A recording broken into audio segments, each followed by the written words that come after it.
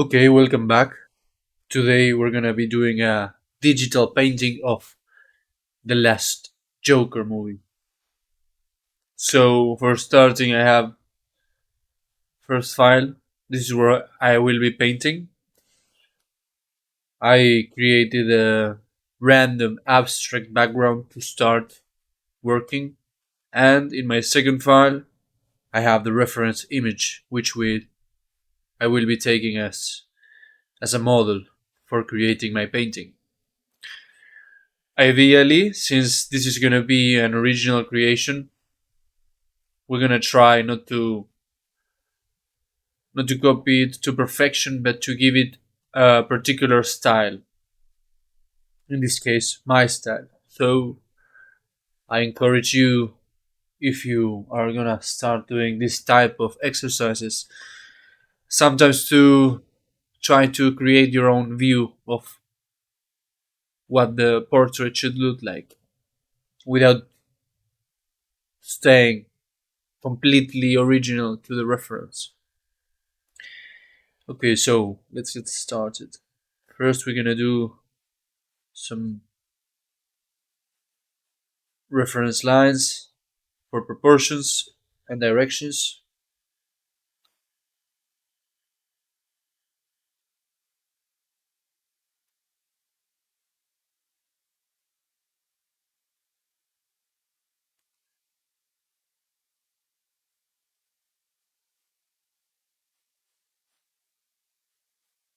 I'm using a brush with some texture, but we could be using any of these brushes. In theory, brushes are a luxury that you can perfectly create any painting with any brush. So let's say that would be using this brush, process would be the same.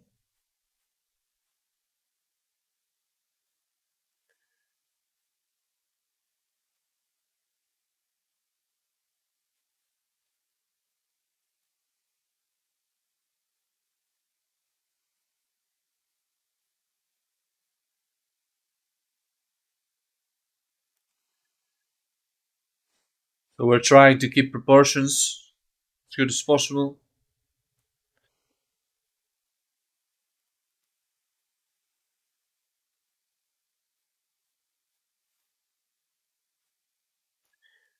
There are many possible ways to start a portrait like this. Some people like to start in the eye area and go outward from that. But I like to have a general picture, a general area in which I will be working on already sketched up. So more or less, we know that this is going to take this space. It's important also if you consider the margins of your working area. Maybe if you're starting with the eyes, then you figure out that the area you were working on is too small. You end up cutting some of the reference.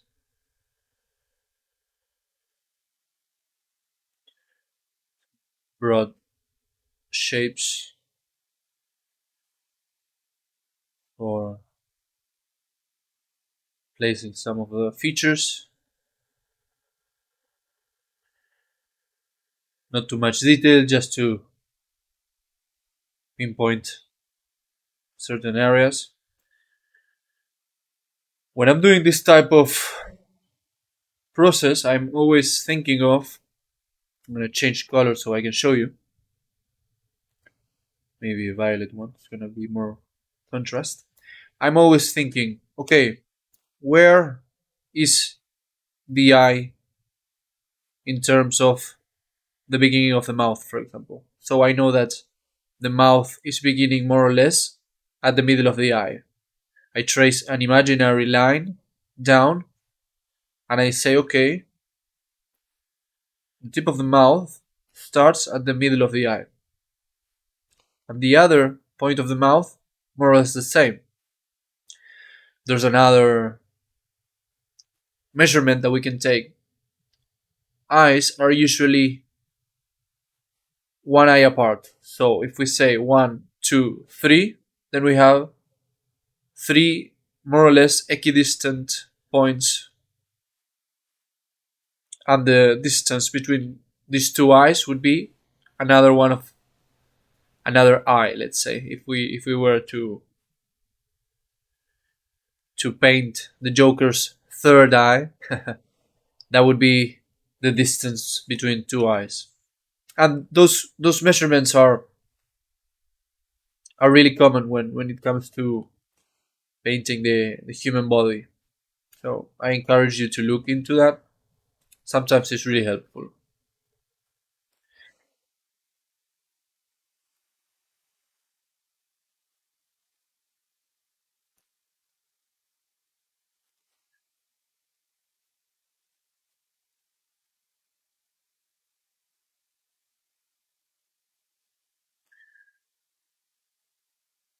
Remember, we're not going really deep into detail yet. This is just to know, have an idea where things are gonna be located.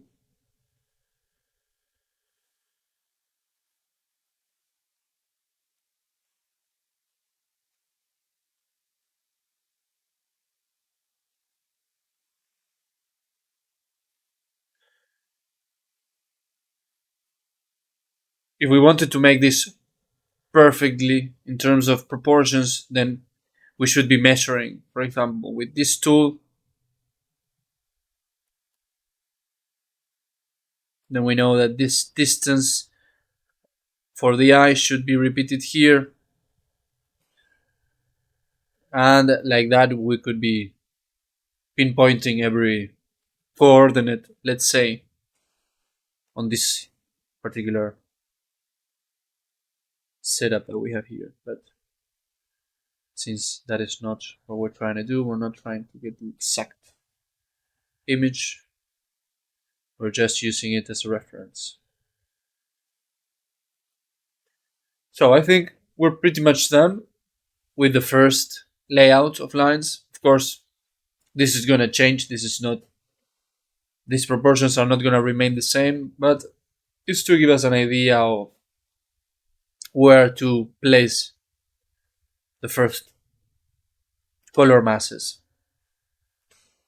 Okay, I'm gonna switch to my the other brush. I'm using this one because it has a texture, not because it has anything special about this brush. We, like I said, we could be using any brush to create the same result.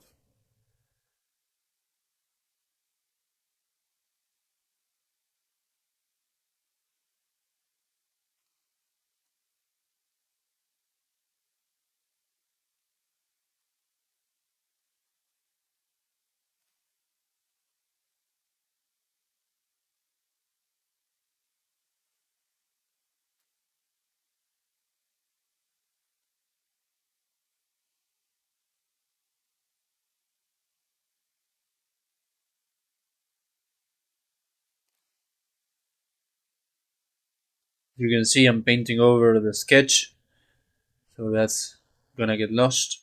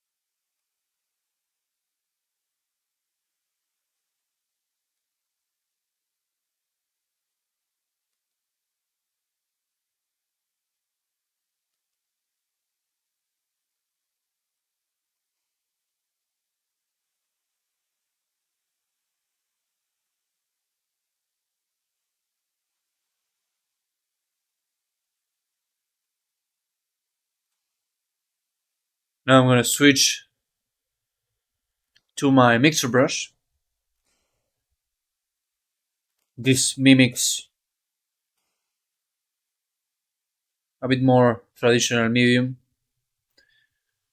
Like I always say, I'm usually working with oils, so this is a good way to mimic that wet paint effect,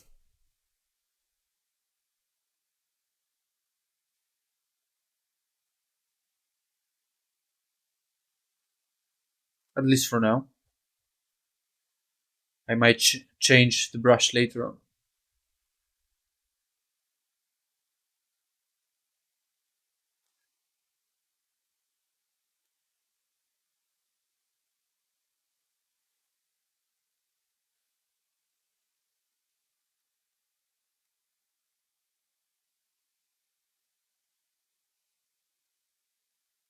Remember to squint to the reference to create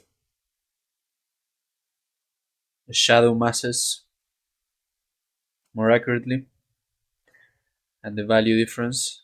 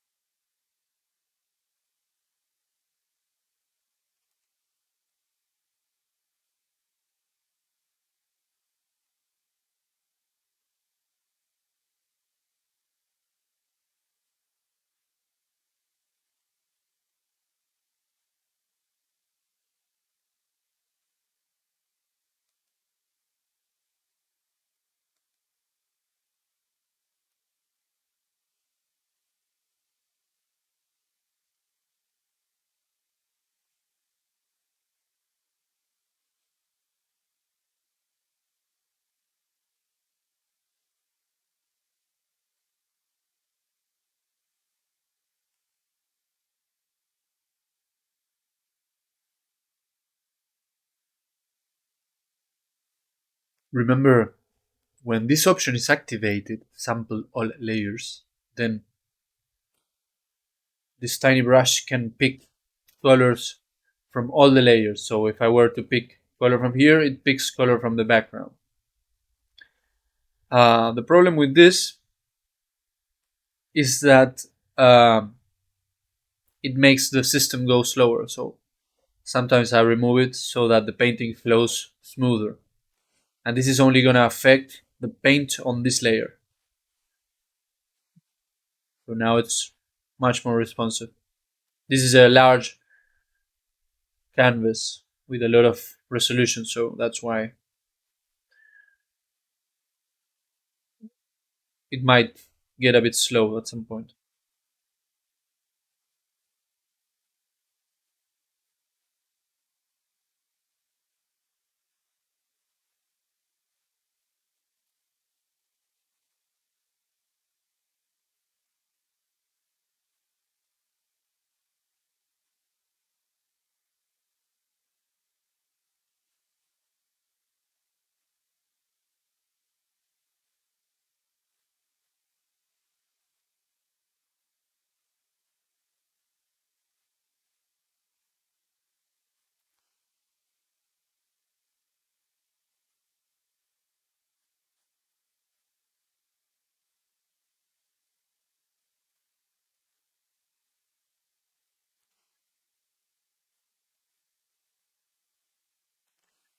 Such an interesting movie, this one.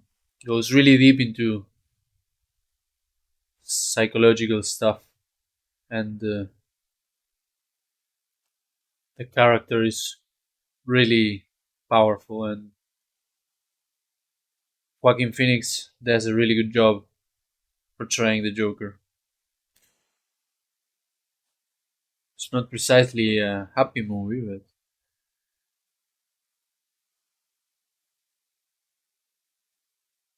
some of the best stories in history are not necessarily happy ending.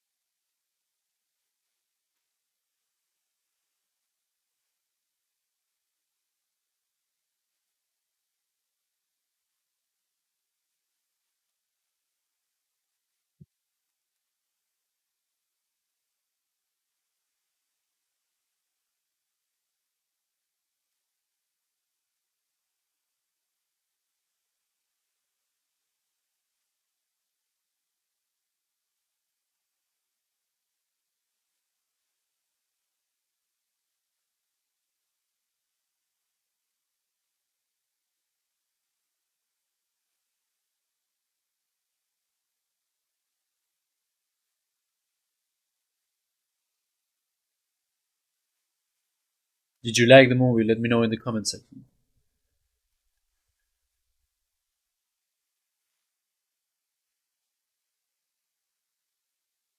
I understand it was generating a bit of a backlash. Certain people, they were even asking for the movie to be taken out of the cinema,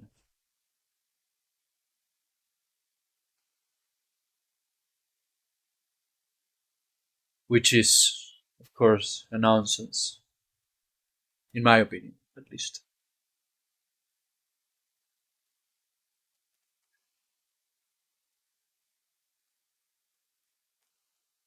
We're going for that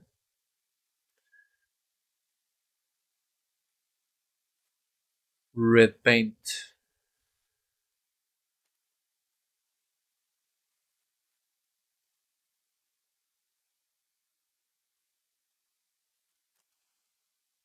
Creepy clown paint, I call it.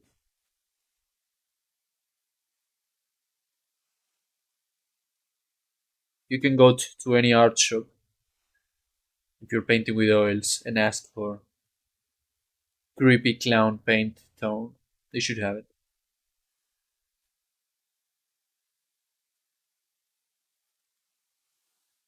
If we were talking about oils, this is probably a mixture of maybe some cadmium with alizarin crimson, or maybe just pure alizarin crimson. Then you will achieve this creepy tone, almost blood-like.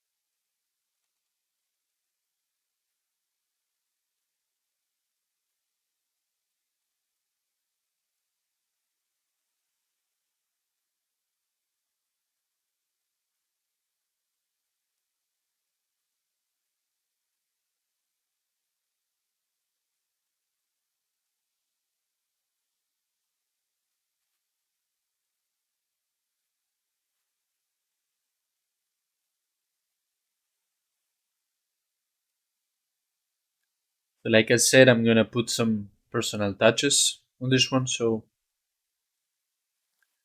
colors are not gonna be exactly the same.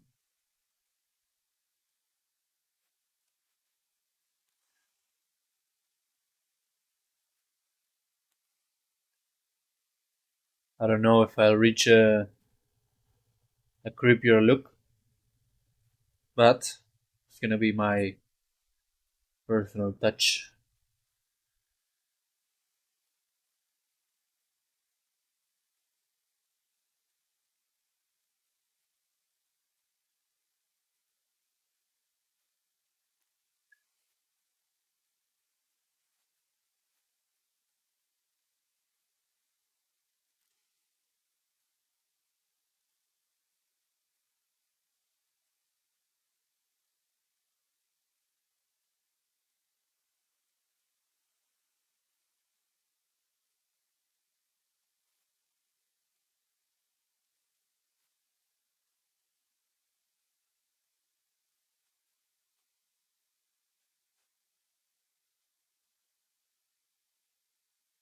That's a good challenge.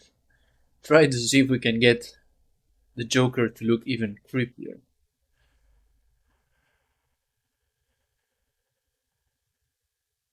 without losing his essence. Because of course we could be putting red eyes and fangs and blood, then it wouldn't be the Joker.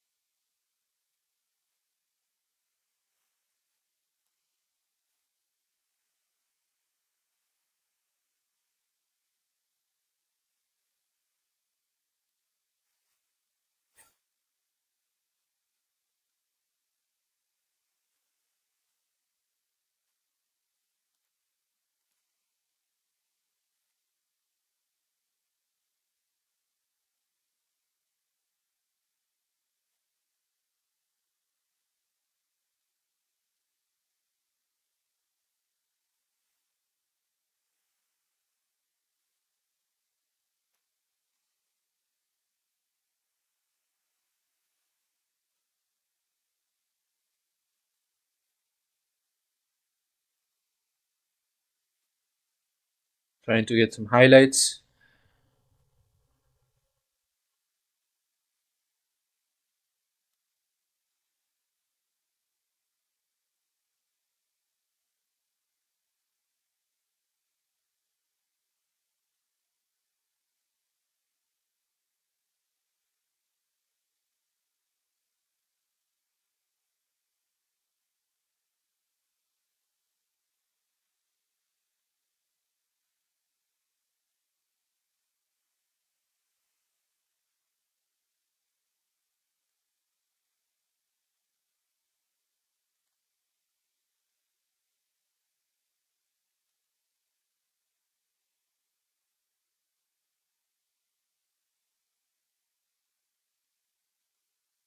I was having an argument with a friend the other day. We were having a dispute over which was a better Joker, the one of Batman The Dark Knight or this last version.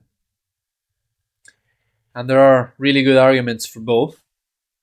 I feel The Dark Knight Joker, Heath Ledger, was more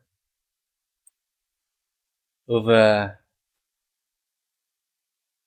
of an evil genius, more of a psychopath style.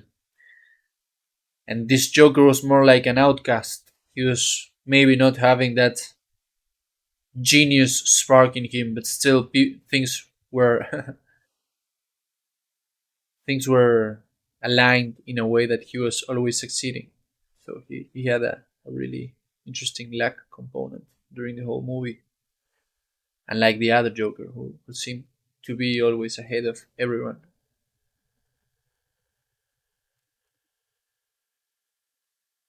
Let me know which one did you like the most.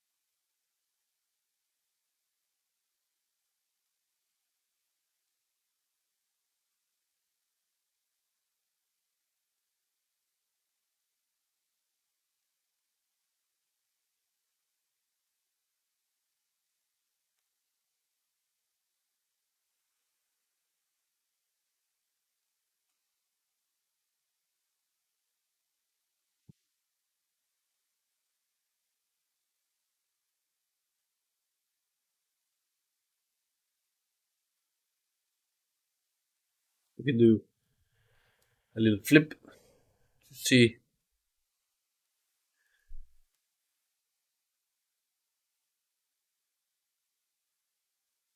if we can spot any things that need correcting from the other side.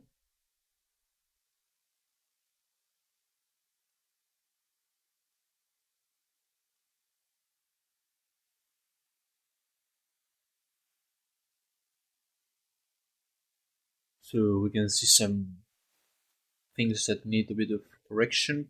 For example, this side of the jawline, a bit curvy.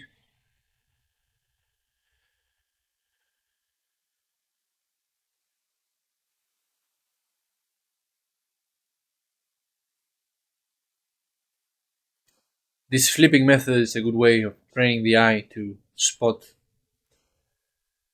things that need correction. You can do this with a mirror if this was traditional painting or drawing, any physical medium.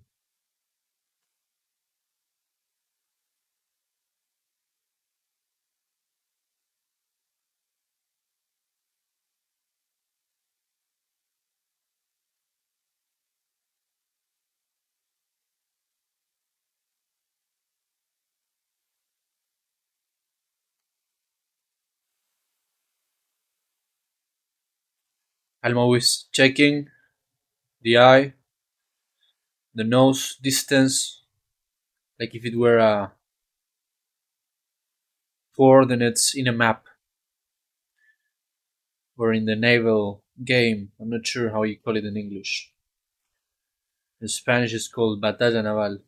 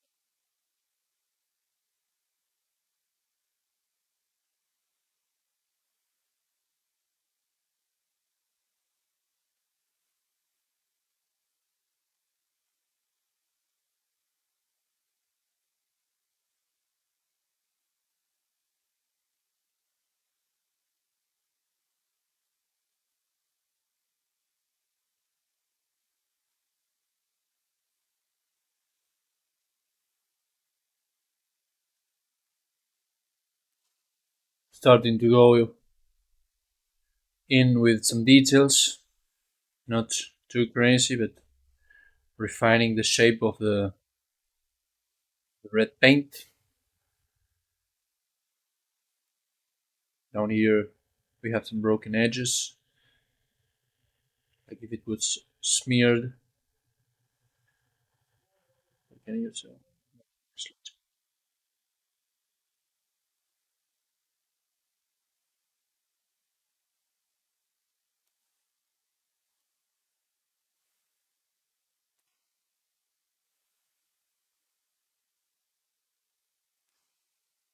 let's fix the shape of the nose.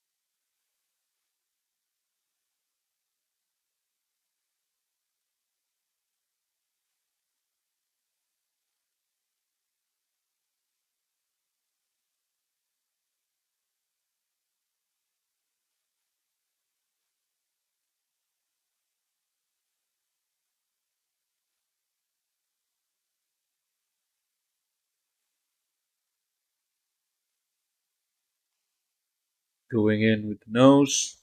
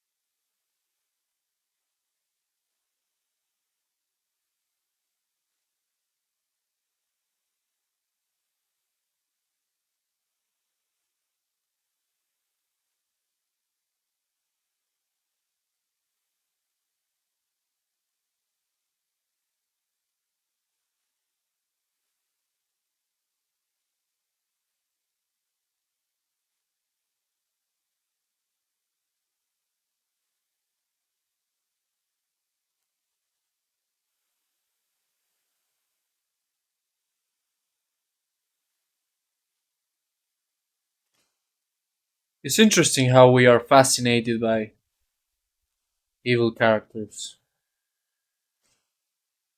Anti-heroes are really popular lately. Breaking Bad, Joker.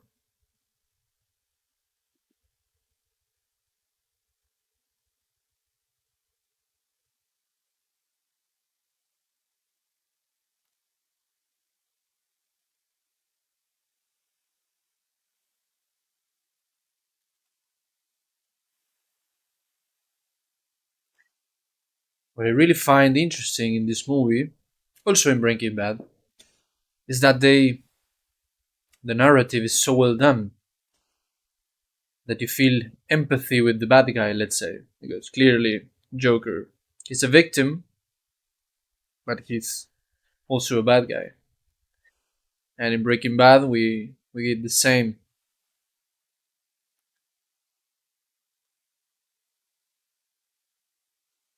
Walter White is a victim of destiny, but he's also deciding to be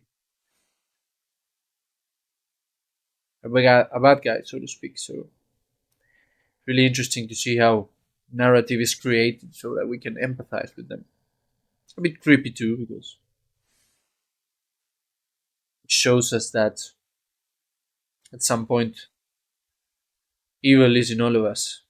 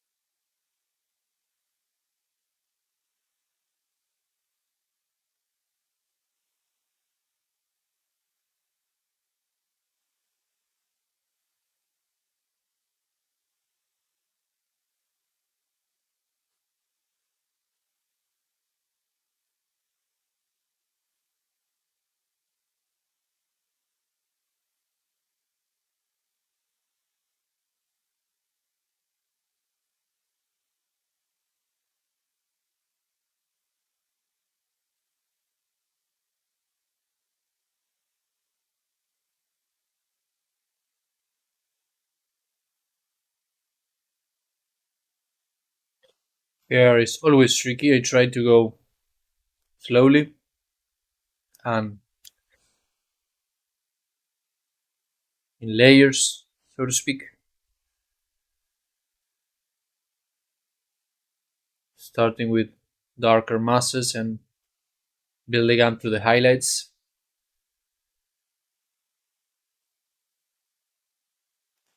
Sometimes I succeed this way.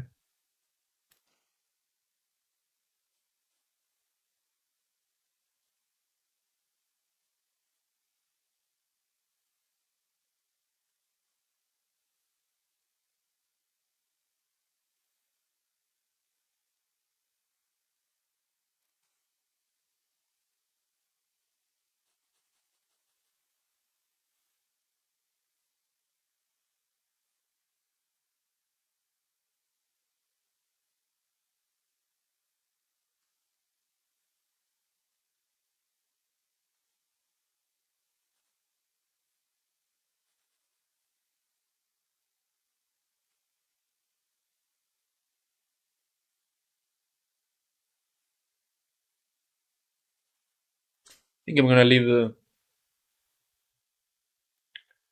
bottom part really abstract. The clothing, let's say.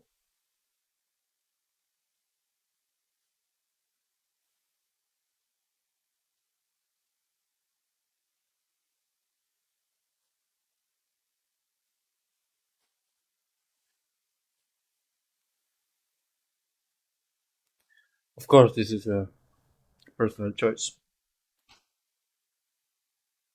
If you want to render it to the last detail, it's perfectly fine too.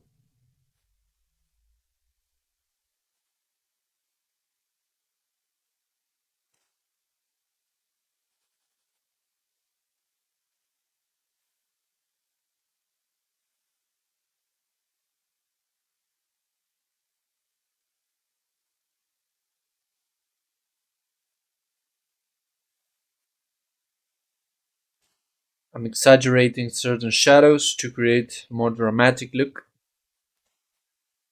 Like I said, I'm not keeping 100% true to the original.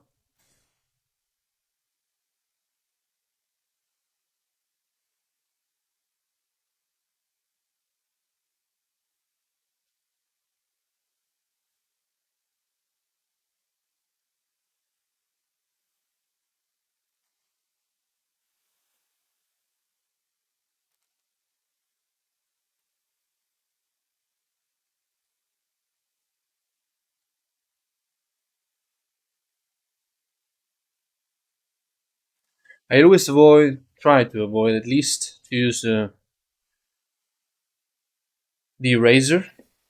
I try to repaint what I don't like because that's the way you fix it with normal paint. I mean, you can always scrape too, but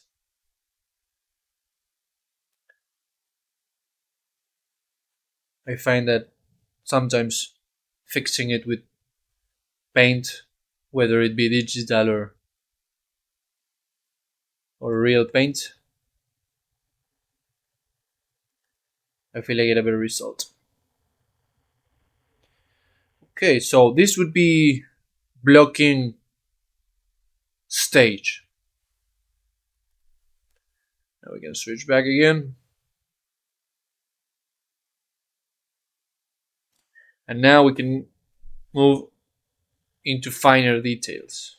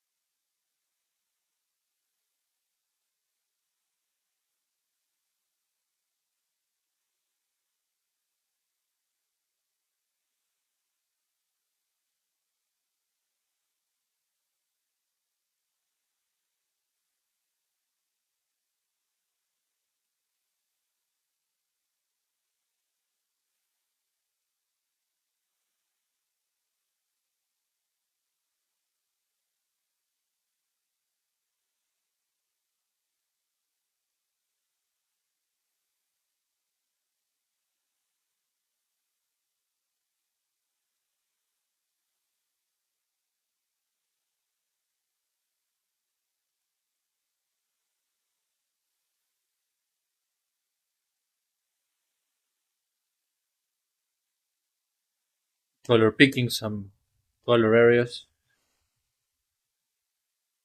a bit of cheating, but We're allowed to cheat once in a while. As long as you're not color picking the reference, everything's fine. That is a capital sin. Color picking the reference. Death penalty.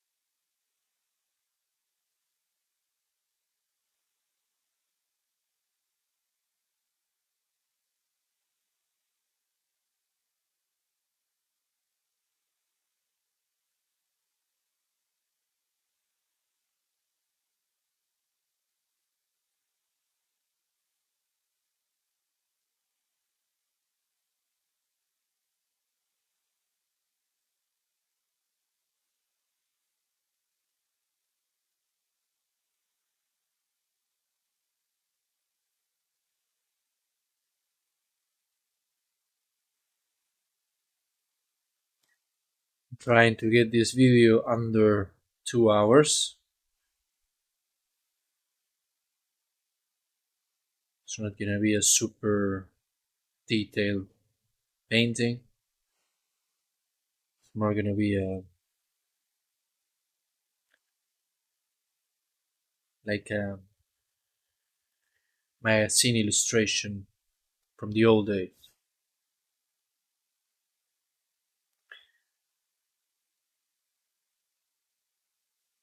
Not because it's easier, but because I'm trying to get only the essential information into this painting. If we're talking about detail, one can go almost indefinitely. But a painting is not necessarily better just because it has more detail. It's better because it can convey what you're trying to transmit in a more effective way. Some of the great master painters were not doing super detailed painting, but still those are really effective. For example, Sorolla or Sargent or Zorn. These are some of the masters in terms of synthesizing certain shapes. With one brushstroke, they would imply form, transparency, movement, color. And it's nice to try to emulate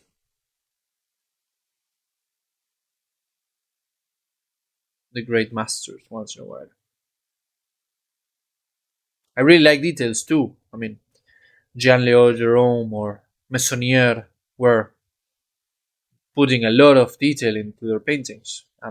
Their work is amazing, but I think it's a different approach.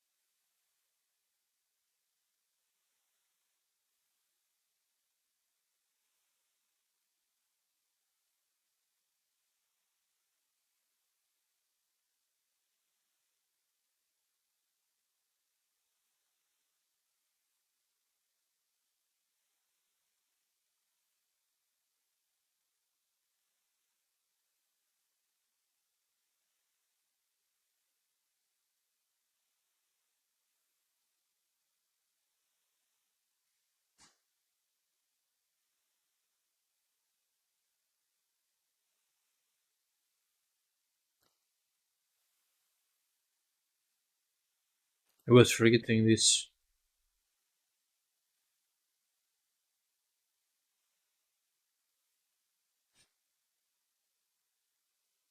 paint stains on the forehead. I was so concentrated on getting the details right that I was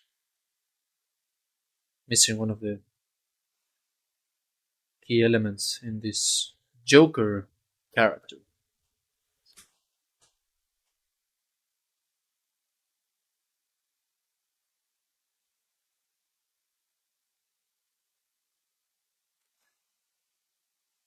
What we can do now, let's see how it works.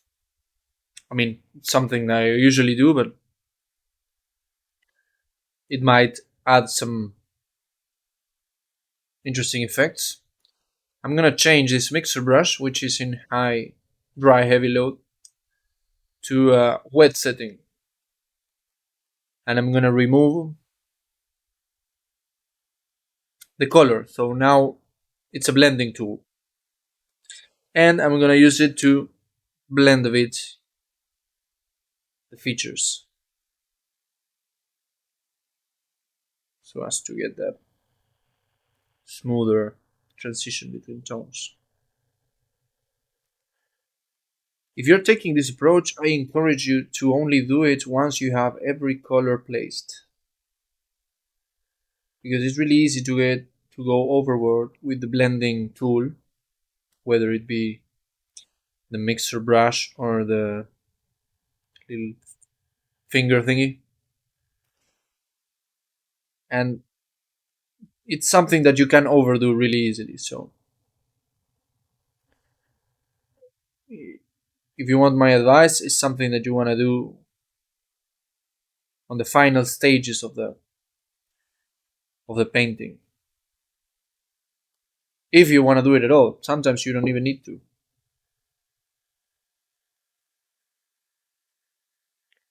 It depends also on the style that you're going for.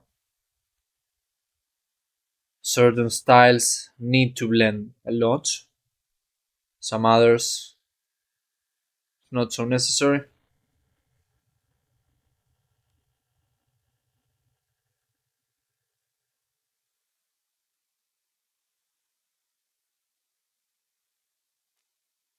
I like to think of as if it were a dry brush and we were painting with oils. This is something that it's really nice to do, to blend the tones together.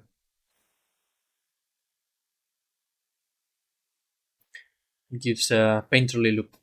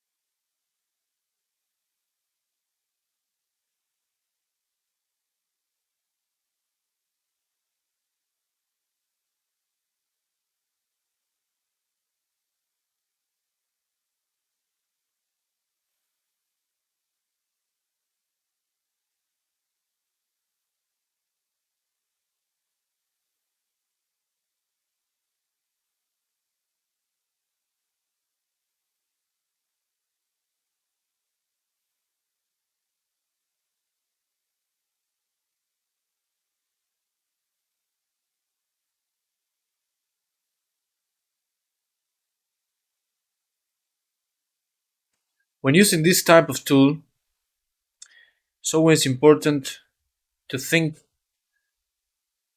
which areas need to be softened and which need to be kept sharp. For example, I want to keep this area of the paint, the blue paint, really sharp, as in the reference, so as to give it that ragged look.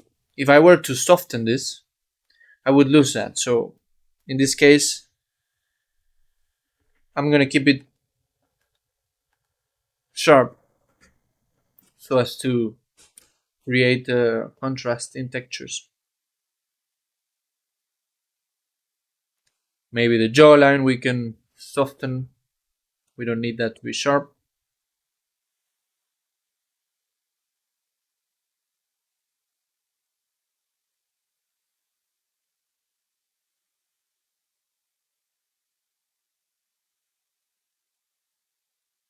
Some edges need to be softened so as to convey form, the roundness of the jaw in this part.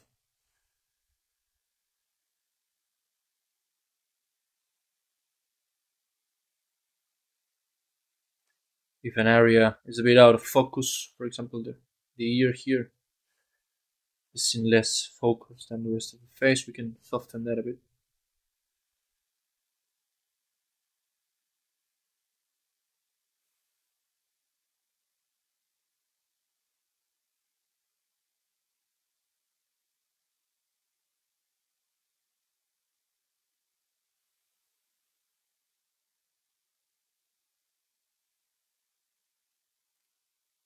And soften this transition a bit into the shadow area.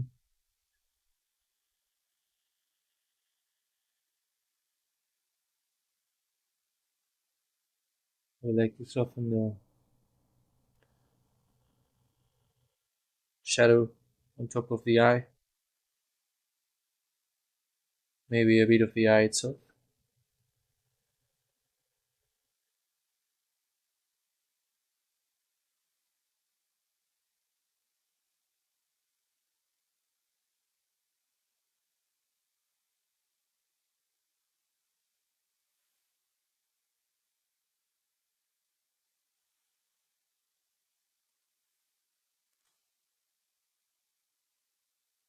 Refining a bit of the shape of the nose,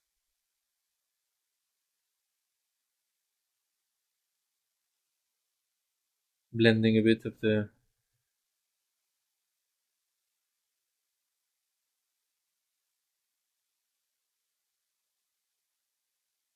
paint in the mouth.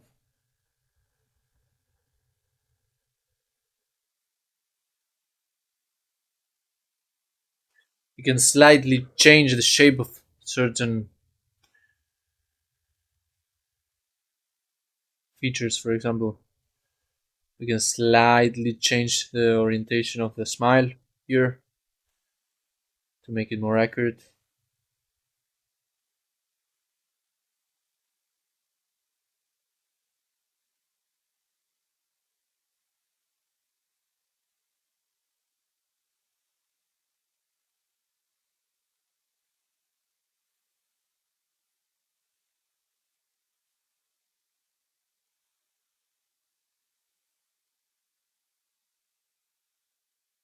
We're going back to dry.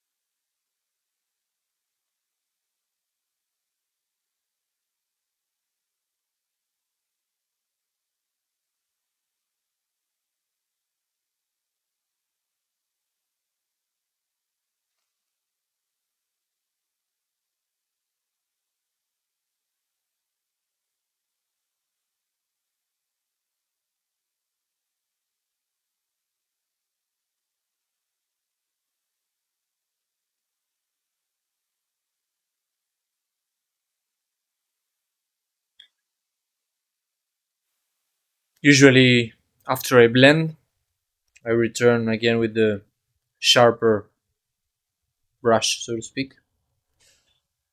because it's really easy to go overboard with blending. So sometimes you need to reinforce certain sharp edges, going back and forth until you're happy with the result.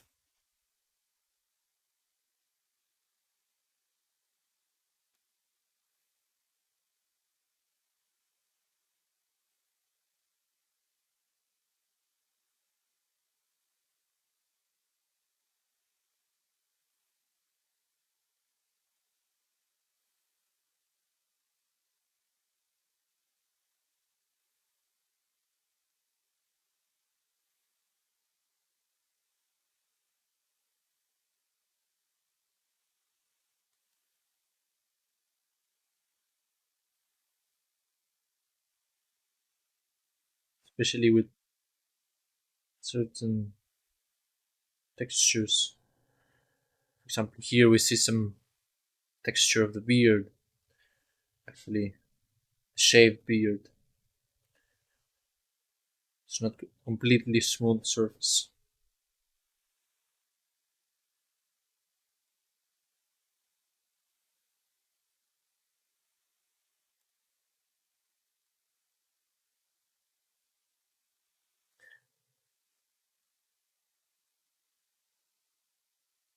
Some of the wrinkles.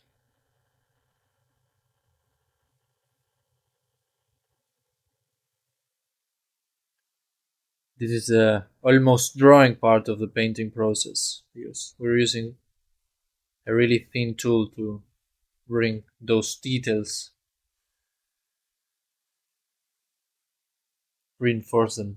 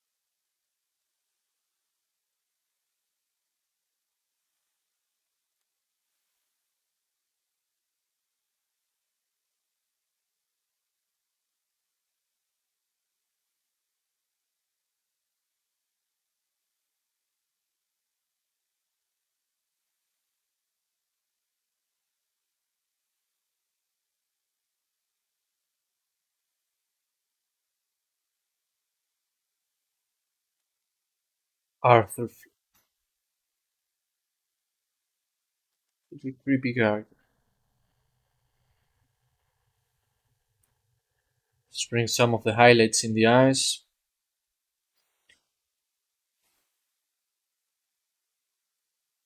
Notice that I'm trying not to zoom in.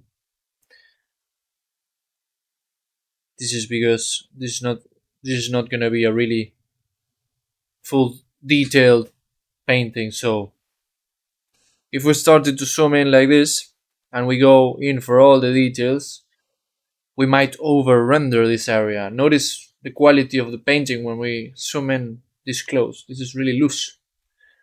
That's the feel that we're trying to keep. So that's why we're keeping it fairly at a distance.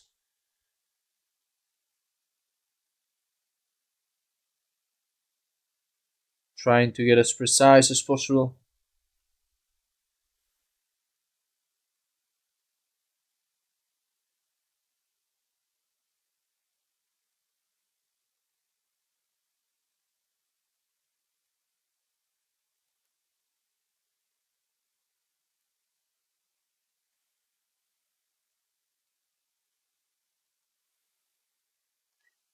Creepy smile.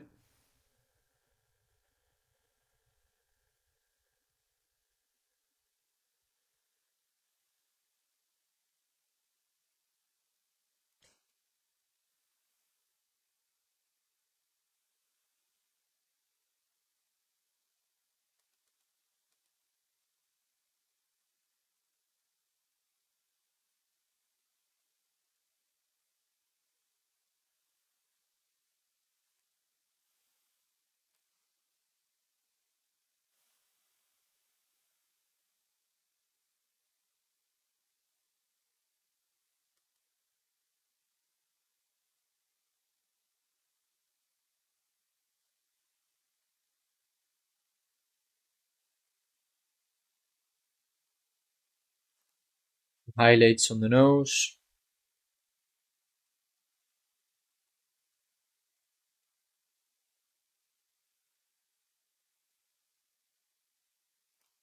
I wait to put the lightest lights towards the final of the painting so as not to overblown the details.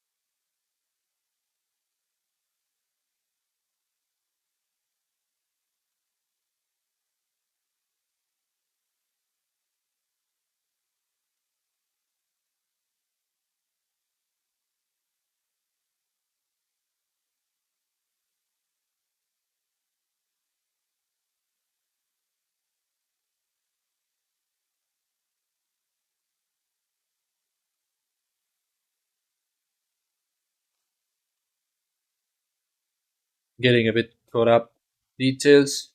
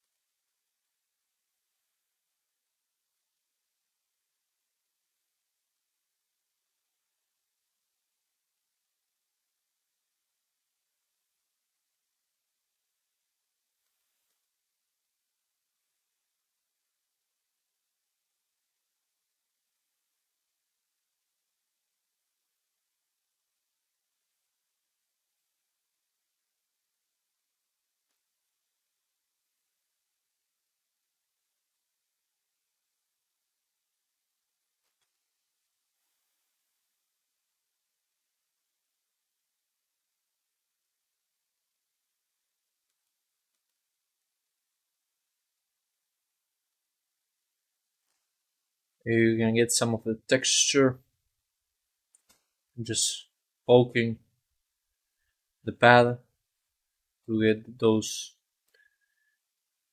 details on the texture.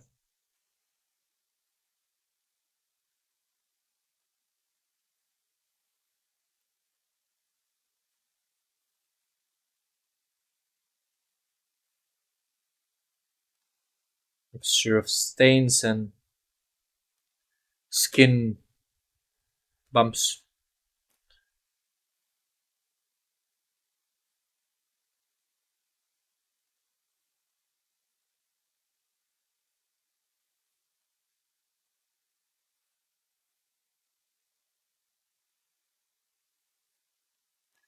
It adds a bit to the creepiness of the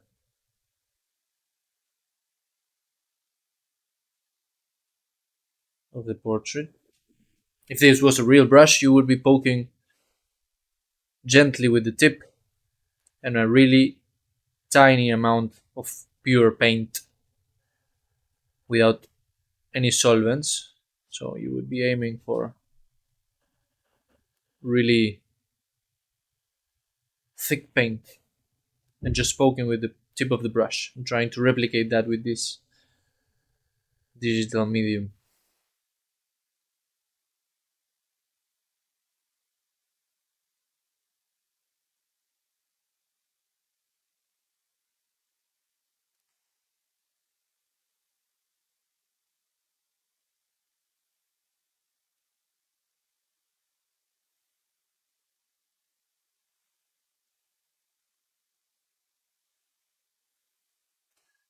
Now I'm gonna go again for the wet brush to smooth this a bit. Notice that now I'm not removing completely the paint from from the brush. This modifies really tiny the tone depending on the area which I select. Depends on what you're trying to achieve.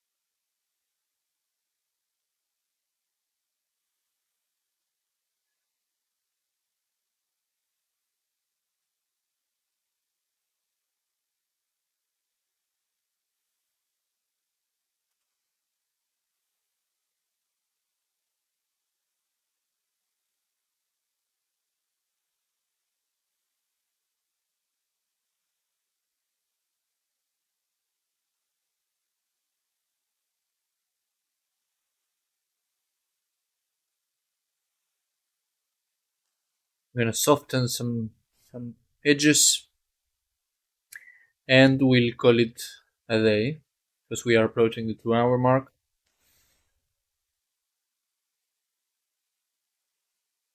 I wouldn't like for this to go much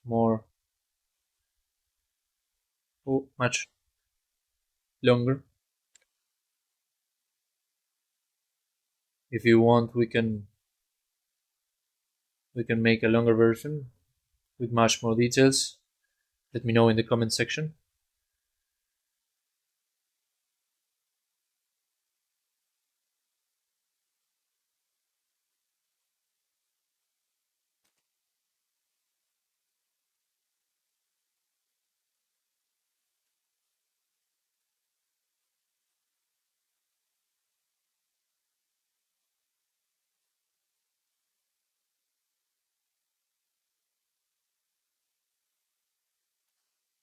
Trying to give the hair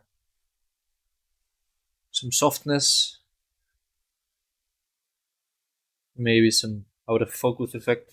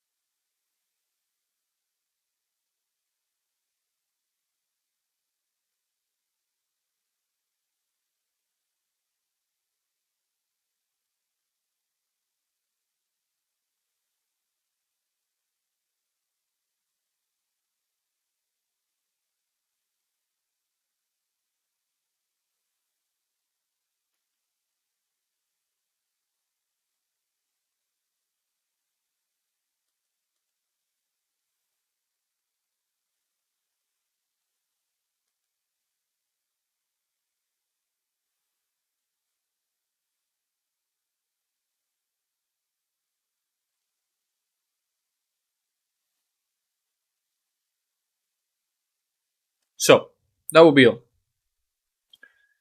Thank you for watching, and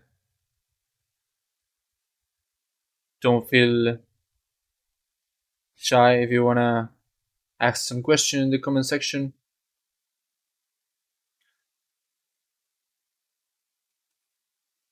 Until the next one, my friends.